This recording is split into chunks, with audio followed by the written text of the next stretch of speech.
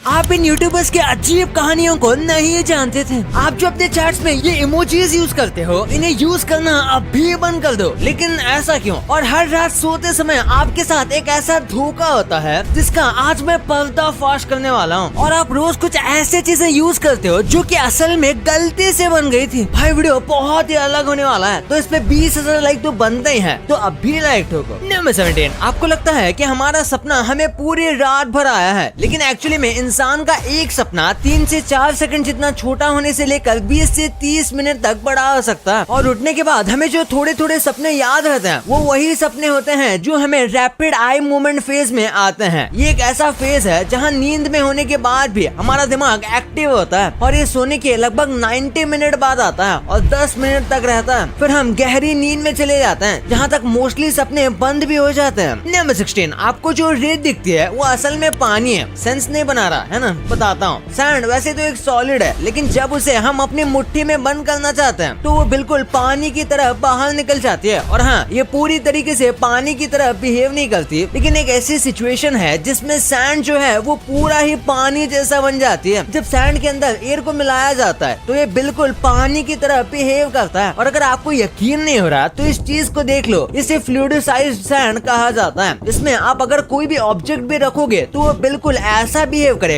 जैसे कि वो पानी के ऊपर हो। यहाँ तक कि अगर आप अपना हाथ भी इसके ऊपर डालोगे तो वो बिल्कुल पानी की तरह अंदर चले जाएगा। ऐसा इसलिए होता है क्योंकि जो एयर है वो सैंड को सेटल नहीं होने देती, इसलिए ये पानी की तरह बिहेव करता है। नंबर 15, बचपन से हम कई सारी पॉपअप बुक्स देखते हैं, लेकिन एक बार जरा इस अमेजिंग पॉपअप बुक को देखो। ये जो इतनी सी बुक में इतना बड़ा मॉन्स्टर निकलता हुआ दिख रहा है, ये तो बुक का बस एक पेज है। ऐसे तो पूरे बुक में कई सारे अलग अलग पेज हैं, और हर एक पेज खोलने पर आपको एक यूनिक सी चीज मिलेगी जो कि आप पक्का एक्सपेक्ट नहीं करोगे। और ये जो पॉपअप बुक है ये स्ट्रेंजर थिंग्स के ऊपर बनी हुई है। आप में से कई लोगों को पता होगा कि ये एक बहुत पॉपुलर वेब सीरीज है, तो इसलिए अगर आप स्ट्रेंजर थिंग्स के फैन हो तो आपको ये पॉपअप बुक जरूर देखनी चाहिए। नंबर 14, आप जो इमोजीज यूज करते हो इनके एक्चुअल मतलब आप नहीं जानते। आप इनको यूज तो करते हो, लेकिन इनका मतलब आपको सही तरीके से नहीं पता। जैसे कि ये जो हाथ जोड़ने वाला इमोजी है, हमें लगता है कि ये किसी प्रेयर के लिए बनाया गया है, तो ऐसी बात नहीं है। ये एक्चुअली में एक हाई फाई करता हुआ इमोजी है। उसके बाद ये जो ग्राइंड फेस वाला इमोजी लगता है, ये एक्चुअली में लोग सैड या अजीब फील करने पर यूज करते हैं, पर रियलिटी में ये एक्सट्रीमली हैप्पी या बहुत सारा स्माइल करने वाला इमोजी है। और ये वाला जो इमोजी है, हमें लगता है कि ये रोने वाला इमोजी है, लेकिन ऐसा नहीं है। ये एक्चुअली में स्ट्रेस रिलीफ दिखाने वाले इमोजी है, यानी कि अक्सर हमारा काम हो जाता है तो हम एकदम रिलीफ फील करते हैं, ये वो दिखाता है। नंबर 13, आपने देखा होगा कि जब भी फिल्मों में मिरर वाला सीन दिखाया जाता है तो कुछ लोगों के दिमाग में आता है कि भाई ये मिरर में कभी कैमरा क्यों नहीं दिखता, क्योंकि ऑब्वियस सी बात है कि मिरर सब कुछ रिफ्लेक्ट करता है। ऐसे में कई लोगों को लगता है कि CGI के जरिए या फिर बेसिक एडिटिंग के जरिए इसे साफ कर दिया जाता होगा, लेकिन भाई ऐसा बिल्कुल नहीं होता। इसके लिए इस कैमरा ट्रिक का इस्तेमाल किया जाता है। एक्चुअली में ये लोग मिरर का इस्तेमाल नहीं करते, बल्कि बॉडी डबल का इस्तेमाल करते हैं, जो कि एक्टर्स की तरह कपड़े पहनकर बस उल्टे खड़े होते हैं और सामने एक्चुअल एक्टर खड़े होते हैं, जिनके सामने सेट बनाया गया होता है, यानी कि कोई असली मिरर होता ही नहीं। लेकिन कुछ मूवीज में थोड़ी बहुत एडिटिंग का भी यूज किया जाता है। नंबर 12, कुछ बोट्स मिलके पूरे आइलैंड को हिला रहे हैं, और एक फ्लोटिंग आइलैंड है। ऐसे कुछ आइलैंड पूरे वर्ल्ड में मौजूद होते हैं जो कि एक जगह से दूसरे जगह पर फ्लोट करते हैं। ये कोई पक्के आइलैंड तो नहीं होते, बल्कि लैंड के छोटे से टुकड़े होते हैं जो कहीं पर भी अटैच नहीं होते। और बिल्कुल वैसे ही एक फ्लोटिंग आइलैंड ब्रिज का रास्ता रोक रहा था, तो ऐसे में सारी बोट वालों ने हाथ मिलाया और इस आइलैंड को उसकी जगह से साफ करने का सोचा। ये आइलैंड यहाँ का नहीं है, बल्कि फ्लोट होकर यहाँ पर पहुँच गया था, तो इसलिए उन्होंने फिर उसको धक्का मार के फ्लोट होने छोड़ दिया। नंबर 11, क्या आपको पता है कि आप आज के टाइम में भी एक डायनासोर का खाना बन सकते हो? इसके लिए आपको जापान जाना पड़ेगा। यहाँ पर एक गॉडजिला से रिलेटेड थीम पार्क बनाया गया है, जहाँ पर आप जिप लाइन करके सीधा गॉडजिला के मुंह के अंदर जा सकते हो। और ये छोटा मोटा नहीं है, बल्कि उसका रियल साइज रेप्लिका है। हालांकि इसमें बस गॉडजिला का ही मुंह ही बनाया गया है, जो कि 75 फुट जितना बड़ा है, क्योंकि ऑब्वियसली पूरा गॉडजिला बनाने जाएंगे तो वो बहुत ज्यादा बड़ा हो जाएगा। और इसी के साथ पूरे पार्क में गॉडजिला और बाकी मॉन्स्टर्स के कैरेक्टर्स आपको हर जगह दिख जाएंगे। नंबर 10, आपको ये चीज देखकर लगेगा कि हमारी ही आंखें हमारी पूरी लाइफ हमें पोपट बना रही थी। जैसे कि आप यहाँ देखो कि आपका फील्ड ऑफ विजन स्पीड को कितना ज्यादा अलग दिखा सकता है। जैसे कि इस वीडियो में देखो, जब हमारा फील्ड ऑफ विजन छोटा होता है, यानी कि जब हम कम एरिया को देख पा रहे होते होते हैं तब हमें लगता है कि ये ट्रेन उतनी भी स्पीड नहीं जा रही और काफी स्लो से जा रही है, लेकिन जब ये field of vision zoom out हो जाता है तब हम बहुत ज्यादा एरिया को देख रहे होते हैं, तो हमें वही स्लो चलती हुई ट्रेन बहुत ज्यादा फास्ट चलते हुए दिखती है। यानी कि आप कह सकते हो कि बढ़ते फील्ड ऑफ विजन के साथ साथ आप स्पीड को बढ़ते हुए महसूस करोगे और फील्ड ऑफ विजन जितना कम होगा आपको चीजें उतनी स्लो दिखेंगी और ये एक टाइप से इल्यूजन नहीं है तो और क्या है। नंबर 9, इस गजब की चीज से आपको बारिश आ रही भी या नहीं इसका पता भी नहीं चलेगा। जैसे कि कई बार हमारे साथ होता है कि बारिश होती है और हम घर पर नहीं होते या फिर घर पर होने के बाद भी ध्यान नहीं देते तो खिड़की खुली रह जाती है, जिसकी वजह से बारिश का काफी पानी अंदर भी आ जाता है। तो ऐसे में इस विंडो को देखो, ये स्पेशल विंडो है जो कि बस बारिश के लिए बनाए गए हैं। इसके ऊपर एक मैकेनिज्म है जो कि पानी को कलेक्ट कर सकता है और जैसे ही थोड़ी जोर की बारिश होने लग जाएगी वैसे ही विंडो का ऊपर का गैप भर जाएगा और वो अपने आप बंद हो जाएगी। ऐसे में आपको कभी भी विंडो की चिंता नहीं करनी पड़ेगी कि वो बारिश में खुली भी पड़ी है, क्योंकि बारिश होती है ये ऑटोमेटिकली बंद हो जाएगी और ये देखने में बिल्कुल नॉर्मल विंडो जैसे ही है। नंबर 8, सोचो अगर आप अपने दोस्त के साथ बिस्किट खा रहे हो और आपका दोस्त आपको बोलता है कि 2 बिस्किट तो देना, तो आप उसको 2 की जगह 1 बिस्किट देते हो, तो इसी बात पे आपका दोस्त आप पर केस कर देता है। आप कोर्ट भी पहुंच जाते हो और आपका दोस्त केस भी जीतता है और उसके साथ उसे 1 लाख रुपए भी मिलते हैं। कुछ ज्यादा हो गया ना। ऐसा ही कुछ हुआ चेन्नई के इस आदमी के साथ। इसको 1 लाख रुपए मिले। इसने एक कंप्लेंट फाइल की थी। दरअसल इसने कुत्तों को खिलाने के लिए बिस्किट लिए थे और इसने देखा कि इसके पैकेट में 16 की जगह 15 बिस्किट है, जिसके बाद उसने कंप्लेंट कर दी। इस कंप्लेंट के बाद तो पहले बिस्किट बनाने वाली कंपनी ने कह दिया कि हमारे बिस्किट नंबर नहीं बल्कि वजन के हिसाब से पैक होते हैं, और जब वजन चेक किया गया फिर भी वो कम नहीं आ रहा था और खुद पैकेट पर भी लिखा था कि अंदर 16 बिस्किट है। यानी कि एक तरीके से कस्टमर को उल्लू बनाया जा रहा था। इसी के साथ चेन्नई के उस आदमी ने कंप्लेंट किया कि इस तरीके से वो लाखों रुपए का फ्रॉड कर सकते हैं और इसीलिए फिर कंपेंसेशन के हिसाब से कंपनी को 1 लाख रुपए देने पड़े।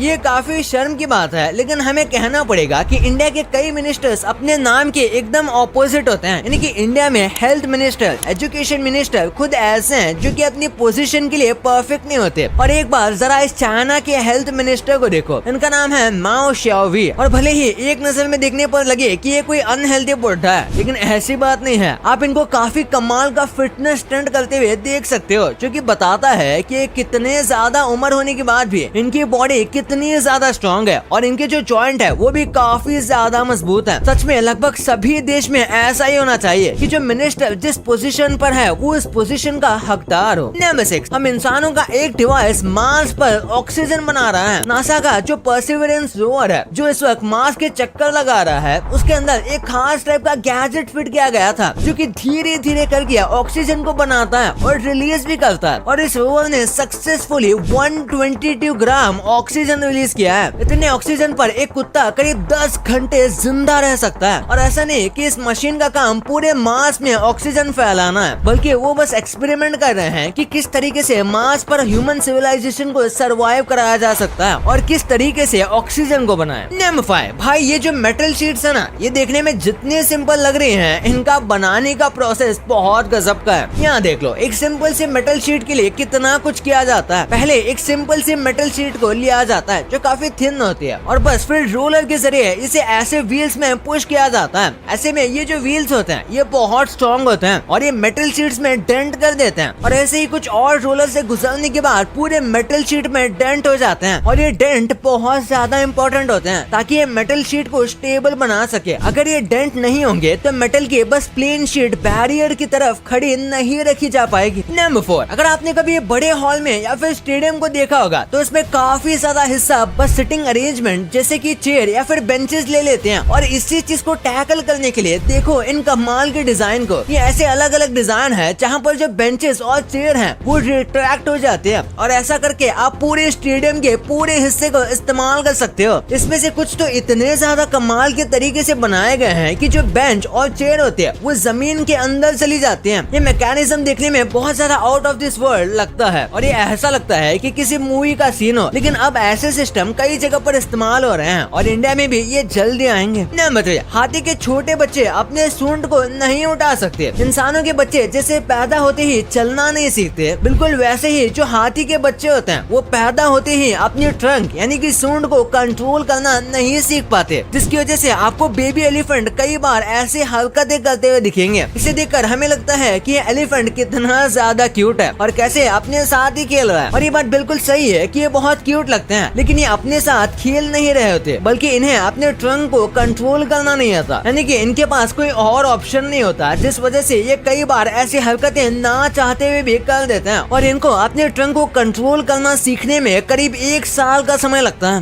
नंबर 2, डेली हम ऐसी कई सारी चीजें इस्तेमाल करते हैं जो कि बहुत इंपॉर्टेंट है, लेकिन वो गलती से बनी थी, जैसे कि माइक्रोवेव। एक्चुअली में पर्सी स्पेंसर नाम के एक इंजीनियर डेटा रिलेटेड रिसर्च कर रहे थे और तभी जब वो अपना इन्वेंशन के करीब गए तो उनके जेब में रखा कैंडी बार पूरी तरीके से पिघल गया था। और फिर जब उन्होंने इसे समझकर रिसर्च किया तो उसके बाद पता चला कि ये सब कैसे हुआ और फिर उन्हें माइक्रोवेव बनाने का आइडिया आया। फिर फायर क्रैकर जो है उसे चाइना के एक कुक ने गलती से बनाया था। वो अपने किचन में एक्सपेरिमेंट कर रहा था, तो ऐसे में उसने चारकोल, सल्फर और कुछ और चीजें एक बैम्बू में फिट कर दी। उसने ऐसा क्यों किया वो तो वही जाने, लेकिन उसके बाद ये बैम्बू फट गया और ये देखने में बहुत खूबसूरत लगा। तो बस यही से फायरवर्क और उसके बाद स्काई फायरवर्क्स इन्वेंट हुए। और उसके बाद जो पोटैटो चिप्स होते हैं वो भी एक शेफ के गुस्से की वजह से इन्वेंट हुए थे। जब एक कस्टमर कह रहा था कि उनके पोटैटो चिप्स अच्छे नहीं हैं और उसे और क्रंची चाहिए, तो क्रंची बनाने के लिए फिर उसने एक्सपेरिमेंट किया और पोटैटो चिप्स बन गए। और फिर जो कॉर्नफ्लेक्स होते हैं वो भी जॉन और विल केलॉग नाम के 2 भाई ने गलती से बना दिए थे, जब उन्होंने बॉइल्ड ग्रेन्स गलती से गरम तवे पर छोड़ दिए थे। और उसके बाद इन्होंने केलॉग कंपनी की शुरुआत की और ये आज पूरी दुनिया में कॉर्नफ्लेक्स बेचते हैं। नंबर 1, यूट्यूबर्स के साथ कई अजीबोगरीब और स्ट्रेंज चीजें होती रहती हैं, जिनमें से कुछ तो आपके फेवरेट यूट्यूबर हो सकते हैं। जैसे कि एक बार कैरी मिनाटी को पुलिस द्वारा अरेस्ट कर लिया गया था क्योंकि वो रेड फोर्ट के वहाँ शूटिंग कर रहे थे और ये शूट करते हुए पुलिस ने कैरी मिनाटी और इनकी टीम को देख लिया और फिर उन सबको गाड़ी में बिठाकर थाने ले जाया गया था। हालांकि उनके ऊपर कोई चार्जेस नहीं थे, तो उन्हें बस थोड़ी पूछताछ करने के बाद छोड़ दिया गया। इसके बाद आपको सौरभ जोशी तो पता ही होंगे। इनके जो छोटे भाई हैं यानी कि साहिल जोशी, उन्हें बचपन में किडनैप करने की कोशिश की गई थी। 2 लोगों ने उनका मुंह पकड़ा था और उन्होंने साहिल को बाइक में बिठाने की कोशिश की थी, लेकिन उतने में साहिल झटपटा के गाड़ी से नीचे उतर गए और तुरंत चिल्ला के भागने लगे और ऐसे वो बच गए थे। ये तो कुछ नहीं, फॉरेन में कुछ यूट्यूबर्स के साथ और क्रेजी चीजें होती हैं। जैसे कि ये आदमी एक प्रैंक वीडियो शूट कर रहा था, लेकिन उसे नहीं पता था कि सामने वाला बंदा कोई नॉर्मल बंदा नहीं है बल्कि काफी खतरनाक है। उस बंदे ने ऑलमोस्ट गन निकाल दी थी और इस बंदे को शूट करने की धमकी दे रहा था। फिर ये प्रैंकस्टर चिल्ला के भागने लगा। कई बार ऐसे ही प्रैंक्स गलत चले जाते हैं और कई बार तो कुछ प्रैंकस्टर्स की जान भी चली गई है प्रैंक करते करते। और अब और एक क्रेजी इंसिडेंट को देखो। ये लोग पानी में गिरी हुई एक पुरानी कार को ढूंढ रहे थे। ये बस ऐसे ही कंटेंट क्रिएशन के लिए इस कार को ढूंढ रहे थे, लेकिन इन्हें पता नहीं था कि इन्हें बहुत बड़ा झटका लगने वाला है, क्योंकि जैसे ही कार बाहर निकली तो उन्हें कार के अंदर एक डेड बॉडी मिली और वो बॉडी एक ऐसी व्यक्ति की थी जो 12 साल से गायब था। यानी लिटरली इन्होंने एक मिस्ट्री केस सॉल्व कर दिया था। भाई ये तो आपको पता चल गया, ये तो ठीक है, लेकिन क्या आप इन चीजों के इतने खतरनाक साइड इफेक्ट्स जानते थे? अगर आपका वेट 50 केजी से कम है तो इस रोड पर भूल के भी मत आना। मगर ऐसा क्यों? अगर आप कहीं चलते समय फास्ट चलते हैं तो आपको एक ऐसी चीज है जिसके बारे में आपने सोचा भी नहीं होगा। भाई ये वीडियो ना बहुत गजब है, तो इसे अभी दबाओ और हाँ, ये वीडियो को लाइक करके चैनल को सब्सक्राइब करके ही जाना। मैं देख रहा हूँ। तो मिलते हैं अगले वीडियो में, तब तक के लिए